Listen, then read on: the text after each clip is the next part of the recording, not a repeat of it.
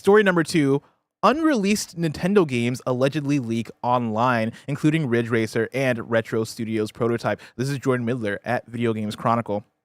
Prototype builds for several canceled games, including a Nintendo Switch Ridge Racer title, Lego Civilization, and an unannounced game from Retro Studios have allegedly appeared online. Footage of the canceled Ridge Racer game, which is allegedly from a build from 2017, is currently circulating on social media. The game was reportedly developed by Bandai Namco Studios Singapore and was intended for the Nintendo Switch. The game was never announced and has presumably been long since canceled. Further development footage of a game prototype developed by Retro Studios titled Harmony has also appeared online. The footage shows a third-person perspective of a fairy character that can transform into different characters to solve puzzles. The build is claimed to be from 2017, however, the game itself was never announced by Retro. The unannounced game had previously been referenced by Reese Kiwi Talks Riley, a content creator who has interviewed several former Retro Studios employees. Earlier this year, Riley mentioned on Reset Era that he'd been told the project was a huge disaster and that the game was canceled after years of going nowhere. It is believed that this footage has been obtained via a Nintendo Switch development kit that was sold online. Dev kits are provided to developers by platform holders and are often heavily modified versions of retail consoles that can run in development builds. These kits can often retain information and playable builds for games long after they are canceled, and thus it is against the terms of service with platform holders that provided the dev kit to sell them on. A build of the unreleased game is now said to be circulating online, with many reporting that it is playable, though in a very basic state with temporary assets and environments. A menu screen for Lego Civilization, which, as it sounds, appears to be a Lego take on the classic strategy game, was also found on the dev kit. Those with access to these files claim they have attempted to run the Lego Civilization title, but have reported that it will instantly crash when attempting to play it. Dev builds of both Splatoon 2, ARMS, and Rhyme are also said to have been found on the dev kit.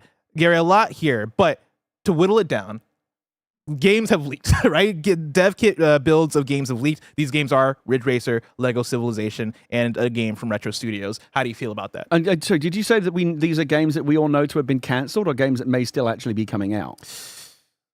I mean, presumably you would think that they've been canceled because these seem to be old builds, but I don't think there's no confirmation. So we do not know. I'll be honest with you, this doesn't interest me a whole lot, especially if the games are still coming out, then maybe it's an unofficial.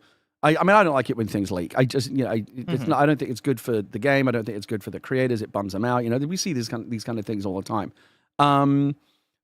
Lego Civilization was the first time I perked up. That sounds cool. That sounds really interesting. That game. What's going on there? That sounds like a fun mashup. I mean, that could be like, Babies for a Civilization in the way that, I look at Civilization, I'm like, I don't know anything. I hear people talk about how they played as Gandhi and took over the world. I'm like, I don't know what any of this means. They're intense games. Like, you got to really dig in and learn the systems, and they're not for anybody. And you imagine if you're going to make a Lego version of Civilization, that's going to be a very pared down, mainstream, approachable version of what that is. Plus, it can teach kids about history. It could be cool. Yeah, play as Lego Gandhi and take over the world, essentially. I mean, Gandhi didn't take over the world, but I think in Civilization he does, right? I theoretically, I guess you can. It's really weird, the idea of Gandhi having armies going around the world and taking over countries and stuff. Literally, that's when I hear people talk about Civilization, it's always a random world figure in they took over the world somehow. And I'm like, that's cool. Right. I want to try that out. Why not? But it looks what video games are all about. Crazy shit. But yeah, I'm with you that leaks always suck. Something like this where these, again, presumably are all canceled things. I'm interested from what's going on here kind of perspective, right? To get a little bit of an inside look as to, okay, Retro's working on Metroid Prime 4, right? That's about to come out this year. But there was a stretch of time where we did not know what Retro was up to. Seemingly this project that was leaked here is Harmony, right? It is this 3D platformer, you're riding on different animals sort of thing. I saw the clips floating around online. I don't want to bring them up on this show because I don't want the Nintendo to come after us, right? But I don't know. It's all interesting stuff, but also cool. We kind of take this information and move on with it. I think honestly the thing that stands out to me here the most is the Lego Civilization thing, which sounds cool. I wonder if you see anything from that in the future. Right. This episode is brought to you by BetterHelp.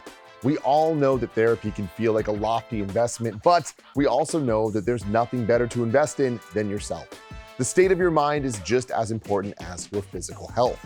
Let's talk numbers. Traditional in-person therapy can cost anywhere from $100 to $250 per session, which adds up fast. But with BetterHelp Online Therapy, you can save on average up to 50% per session. Therapy should feel accessible, not like a luxury. With BetterHelp, you pay a flat fee for weekly sessions, saving you big on cost and on time. Some of my best friends use BetterHelp and love how helpful it can be for learning positive coping skills and how to set boundaries.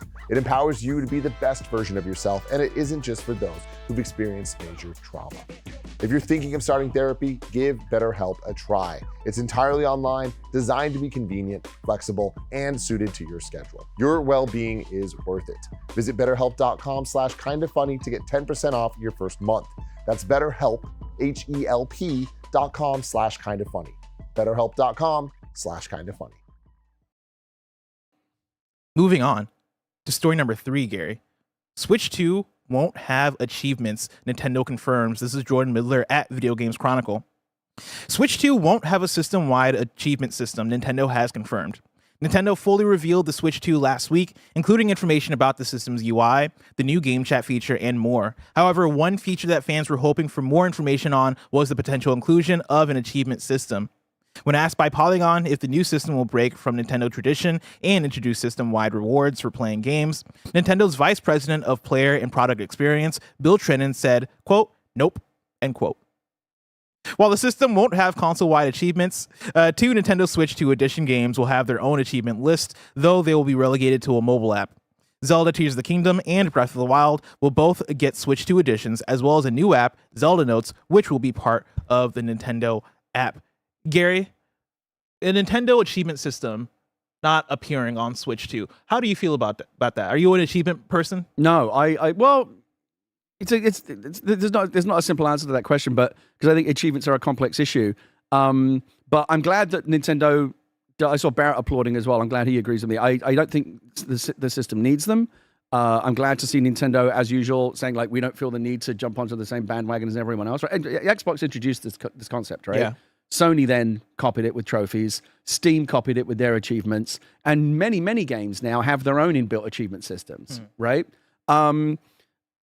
It's funny, it's interesting. I thought a lot about this because I actually sat a couple of years ago at a game developers conference. I sat at DICE. I sat on a round table of other game developers and people that are into this kind of shit talking about achievements. Are they good? Are they bad? Are they a net positive? I think it's like anything else. It's how you use them. I have played games where I really wanted to get the achievements because they were structured and designed in an interesting way. But a lot of achievements are not well designed. They just amount to kind of busy work. It's like anytime you're going like, I don't really want to be doing this, but I want the trophy or I want the achievement, you failed, right? It should add to the fun, not just like become another fucking grind, right? And so there are good ways to implement achievements and bad ways to implement achievements. And I think Nintendo's attitude is they've looked at the balance of it and thought, you know what? No. And again, I'm glad. The games themselves, I wasn't playing games in the 80s and 90s going like, this is fun, but I feel like there's something missing. Like, this would be more interesting if they gave me like 10 bullshit points for like collecting every fucking backpack in the game or whatever. Like, and so there's only 2 other games that I've ever platinumed on PlayStation. And again, because I found the achievements fun to do. But people like Greg fucking baffle me. You know, they'll literally go out and play games brother. that are shit. Amen, brother. Only because the achievements are good. For what? For some bullshit points that don't mean anything? To be fair, Greg's healed now. I don't think he's done that in years. At least he's not talked about it. Oh, I think he has. You think he's doing it on the low? I was giving him shit for wasting his time playing some shitty game just because he wanted, I heard this is an easy plat. Oh, he has a child. He barely has the time to play games he wants to play.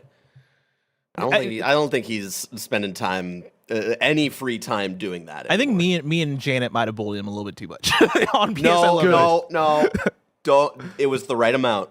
It was the right amount. It was the thing where, what was the game? Was it the notorious one was fucking the Last Airbender game on 360, really? where you could literally just like stand in a fucking corner and just rack up achievements. There's that. There was the mayonnaise game. Wasn't there like a Mr. Mayonnaise or My Name is Mayo or something? My Name is Mayo. My Name is Mayo. Where you just like you hit Mayo and that's it. But you know, I think Greg platinumed fucking Bluey, which is a game for 5-year-olds. No, but he loves Bluey. That's genuine. I love Bluey as well, but the game is not a game that like grown-ups that you're going to get a lot of satisfaction from playing. Barrett, was the game called ZJ's Balls? Like there was a ZJ the Ball. ZJ the Ball, ZJ's Balls, ZJ the Ball, which was like a Christian like series of games that they just put out. I think, and there were so many of them.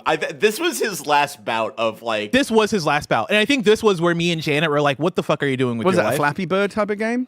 Not even. Well, actually, I forget exactly what the gameplay This, was. and this is like achievements, like anything, can be good or bad.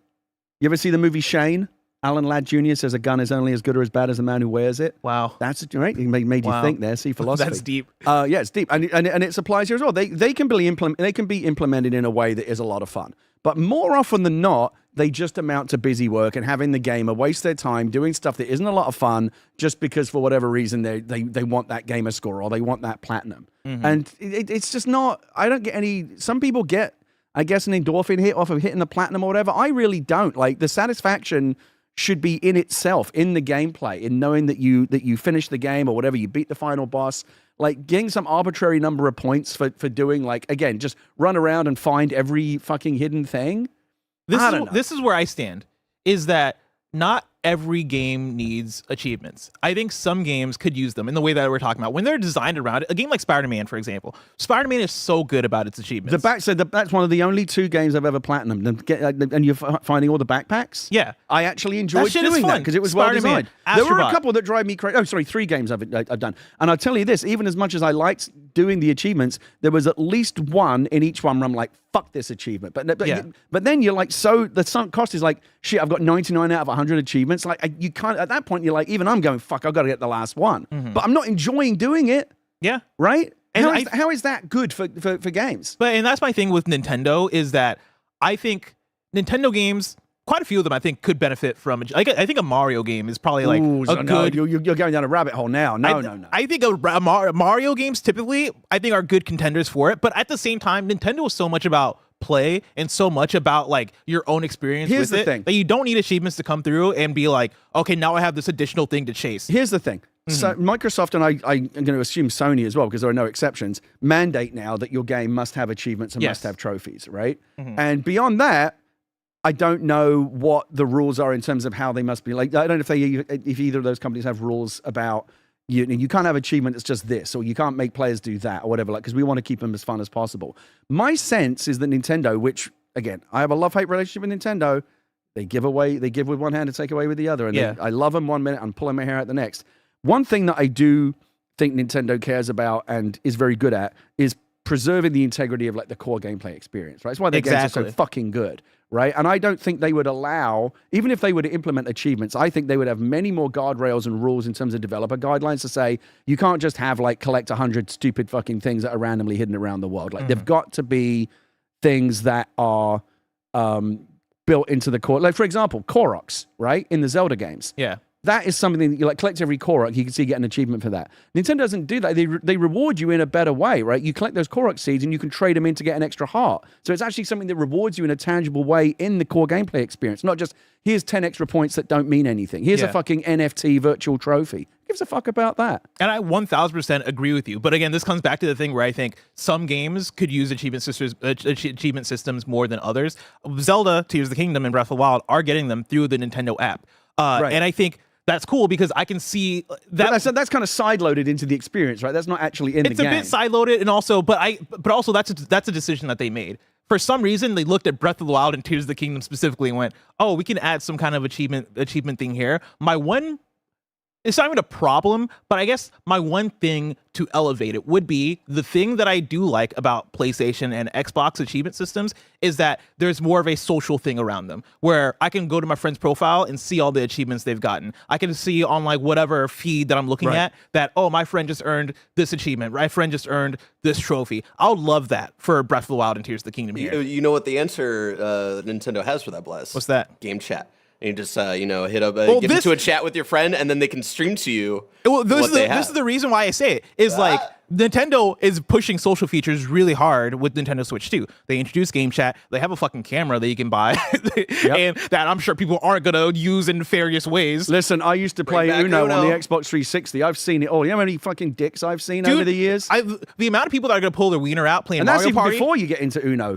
This is gonna be a different kind of jamboree going on, Gary. Yeah. But here's the thing, right?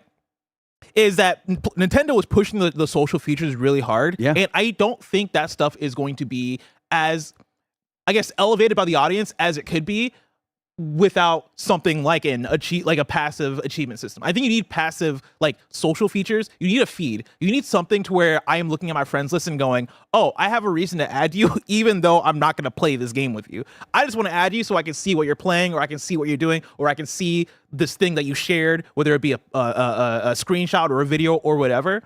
If you're going fully on with social features, I think you need a social feed as well. And I think that includes achievements for certain games. Not all games, but for certain games. I heard some of what you just said, Yeah. but not all of it. Because in truth, a big part of my mental bandwidth for the last 30 seconds was thinking, because again, I played Uno on the Xbox 360 with the Vision camera, and there's Dude, you're gonna see so many wieners on well, Jamboree. that's the thing. So again, Nintendo, right? Very careful about this stuff. Could they use AI or some kind of other technology to like detect a penis and like pixelate it out or block that camera or something? Could you imagine being on that Nintendo team? You're on Yeah, the I mean, they Nintendo- might have to have like an army of people whose job it is just to look for penises. The and go, Nintendo whoa, Wiener whoa, whoa, Squad. block that. Yeah, it's like, nope, you're not gonna show As soon off. as you see someone going like this, they're like, whoa, stop. There's a mini game in Mario Party Jamboree that I got to play at the event that's basically like, it's your camera, right? It's pointing at you, and Bowser's like, all right, move as much as you can. Like, the more movement and noise you're making, the higher the meter goes. Right. Could you imagine, like, you look to the screen and there's somebody just helicoptering, and it's like, oh, that's how you win? Helicoptering? Yeah, Fucking hell. that's what's gonna happen. Like, we're lucky that Holy Nintendo's not shit. bundling in this camera with every single fucking I mean, thing. there is a lot of movement involved, Yeah. I guess. Yeah. Barrett, sorry, what were you gonna say? You Thank popped God up. they're like because like the big question for that has been parental controls, especially with like Nintendo being the family console, right? It seems like there's a lot that you can play around with as a parent for your child's accounts. I think specifically when it comes to game chat. Fucking thank God. I have a feeling they're not going to allow cameras just for anybody. I feel like it's like you've got to be on a friends list or you've got to approve or whatever it might be. Oh, I see what you're saying. You know?